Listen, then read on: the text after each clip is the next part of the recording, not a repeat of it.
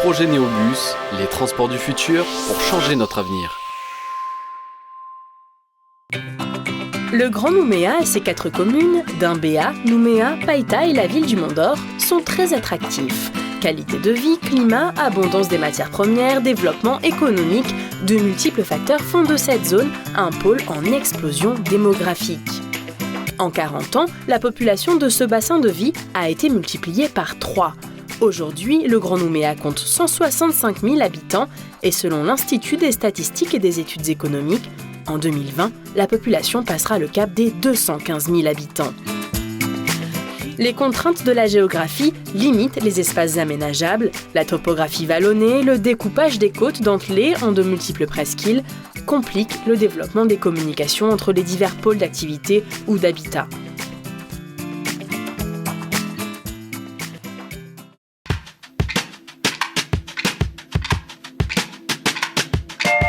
L'accroissement de la population s'est fait surtout au nord, mais le centre-ville de Nouméa reste le pôle principal où sont concentrés les emplois et les services. Conséquence, d'importants déplacements domicile-travail se font en voiture et les conditions de circulation se détériorent. Les temps de parcours s'allongent et deviennent incertains malgré les efforts de création ou d'amélioration des voies. Le nombre de déplacements, aujourd'hui de 350 000 par jour, augmente rapidement. Il atteindra les 500 000 en 2020, aggravant la saturation d'un réseau routier qui atteint ses limites.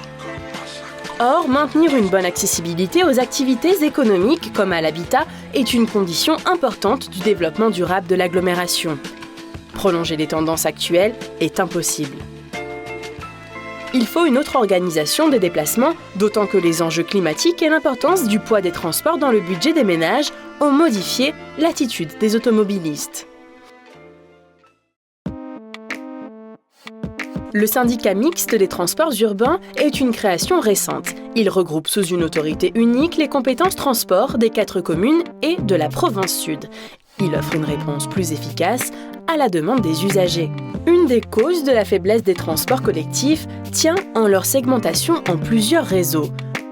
Mais la plus grande faiblesse est le manque de régularité des services. Emprisonné dans les embouteillages, un bus sur 2 ne peut pas respecter son horaire. De ce fait, la part des déplacements en transport en commun reste faible, insuffisante pour faire face aux nouveaux besoins. Gilles Brial, président du SMTU, vice-président de la province sud. Dès 2009, la province sud et les communes de Nouméa, Doumbéa, Mont-d'Or et Païta ont souhaité proposer une autre façon de se déplacer aux habitants de l'agglomération. C'est une évolution de la mobilité en général, mais surtout une révolution des transports en commun. Pour pouvoir sortir du tout automobile, il faut être capable de proposer un transport en commun qui soit efficace, qui soit rapide, qui soit sécurisé. Un transport en commun qui permette à Nouméa d'avoir le même niveau de service de transport que l'ensemble des villes modernes d'aujourd'hui. Alors c'est un avantage social puisqu'on va permettre à des familles de se transporter plus facilement à moindre coût. Un avantage économique également puisqu'en 5 ans on va injecter à peu près 26 milliards dans l'économie calédonienne. Et enfin un avantage environnemental puisqu'on a comme volonté d'avoir moins d'utilisation de la voiture pour plus d'utilisation de transport en commun. Il faut déployer des moyens différents, c'est l'objet du projet Néobus soumis à la concertation.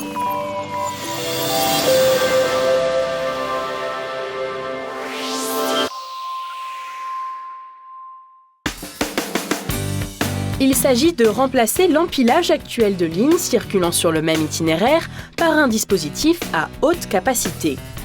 La solution proposée relève du concept de bus à haut niveau de service. C'est le choix le plus adapté compte tenu des données géographiques et des réalités sociales et économiques. Il s'agit d'un nouveau concept de véhicule sur roues alliant les qualités des bus de dernière génération à la performance des tramways, sans l'inconvénient des rails et des caténaires. Le nouveau dispositif repose sur 3 piliers. Un parcours protégé de l'itinéraire pour garantir de bonnes conditions de circulation au bus à toute heure de la journée. Un véhicule moderne qui offre un niveau optimal de confort aux voyageurs. Une série de services renforcés en termes d'amplitude horaire, de fréquence de passage, d'information aux voyageurs. Pour garantir la régularité des temps de parcours, un site propre, c'est-à-dire une voie à l'usage exclusif des bus, va être aménagé sur la quasi-totalité du tracé. Sur sa voie réservée, le bus peut avoir une vitesse régulière avec un système de gestion des carrefours qui lui donne la priorité. L'aménagement du site propre permettra un meilleur partage de la voirie entre ses différents utilisateurs, piétons, cyclistes, voitures et bus. C'est l'occasion de moderniser la voie, de réaménager les trottoirs, d'intervenir sur les réseaux enterrés, de renouveler le mobilier urbain et de réaliser de nouvelles plantations.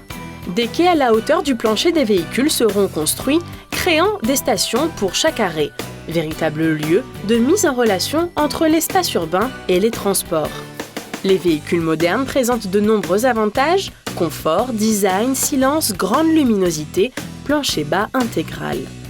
Ils contribuent à donner une nouvelle image au transport collectif. On accède de plein pied par de larges portes coulissantes dans un vaste espace intérieur lumineux éclairé par de grandes baies vitrées offrant une vision panoramique sur la ville. Le modèle n'est pas encore arrêté. Il bénéficiera des dernières normes environnementales. Les progrès vont vite dans le domaine de la motorisation diesel ou hybride.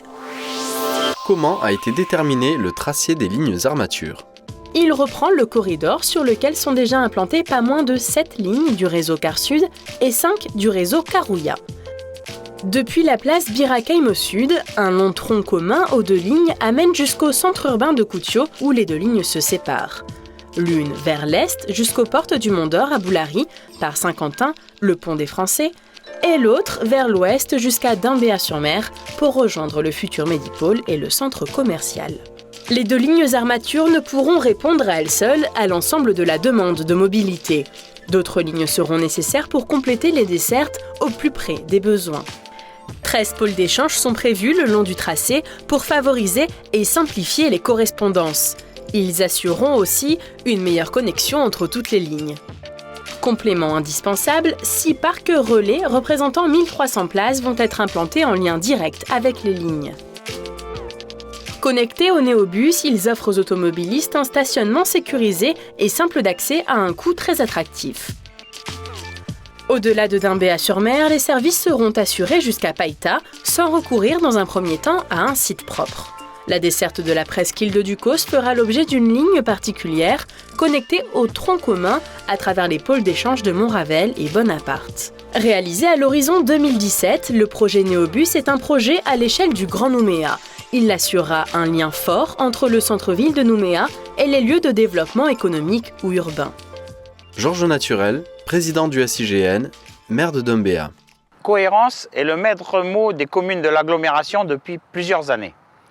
Le SIN, syndicat intercommunal du Grand Nouméa, qui a été créé en 2010 en regroupant les syndicats de l'eau, des déchets et les missions de l'intercommunalité, est un formidable outil de recherche, d'études et de développement qui fixe le socle de cette communauté d'agglomération. En se regroupant, les communes de Païta, du Mont d'Or, de Nouméa et de Dimbéa affichent ensemble leur volonté de mettre à disposition des administrés un outil de gestion commune. Alors les déplacements dans l'agglomération du nord au sud en son cœur et les zones d'attractivité nouvelles que l'on retrouve dans l'agglomération sont un formidable enjeu pour les populations de cette agglomération. Alors le transport collectif en site propre y répondra et le SIN l'accompagnera. Néobus est un projet de développement durable. Il contribue à l'amélioration de la qualité de l'air et du bilan carbone. Il permet la diminution du bruit en ville. C'est une approche nouvelle des mobilités, économe en énergie et en espace public. Autour des aménagements du site propre, de nouveaux espaces urbains vont se créer, des places s'épanouir, le cadre de vie s'embellir. Au niveau du visage de l'agglomération, qu'est-ce que ça a apporté ou modifié de fondamental ? Alors c'est vrai qu'un projet tel que celui de Metz ou celui qui est envisagé, enfin plus qu'envisagé d'ailleurs sur le Grand Nouméa, c'est pas seulement construire une plateforme pour des bus. Ça s'accompagne effectivement d'un réaménagement complet de l'urbanisme. En général, c'est des aménagements de façade à façade, c'est-à-dire qu'on ne se contente pas de poser une plateforme au milieu de la rue, on refait la voirie, on refait les trottoirs, on réalise des équipements pour les modes doux, pour les piétons, pour les cyclistes. Et donc ça redonne une image complètement différente de l'agglomération. Depuis que le trambus circule, on a gagné quand même 16 points de taux d'occupation et on a une activité qui s'améliore de mois en mois. Déjà, les réservations sur nos plannings 2013 montrent qu'on va avoir un impact plus important. Aujourd'hui se prennent les décisions qui façonneront durablement l'avenir de notre agglomération et la qualité de notre cadre de vie. La mobilité est au cœur de ce défi. C'est pourquoi le SMTU a décidé d'engager une large concertation sur le projet Néobus. Cette concertation doit permettre d'enrichir les études et de les confronter aux réalités et aux attentes de chacun. De nombreux moyens pour prendre la parole vous sont offerts. Registre de votre mairie, courrier, formulaire de contact sur le site internet, mail. Votre avis dès maintenant a toute son importance.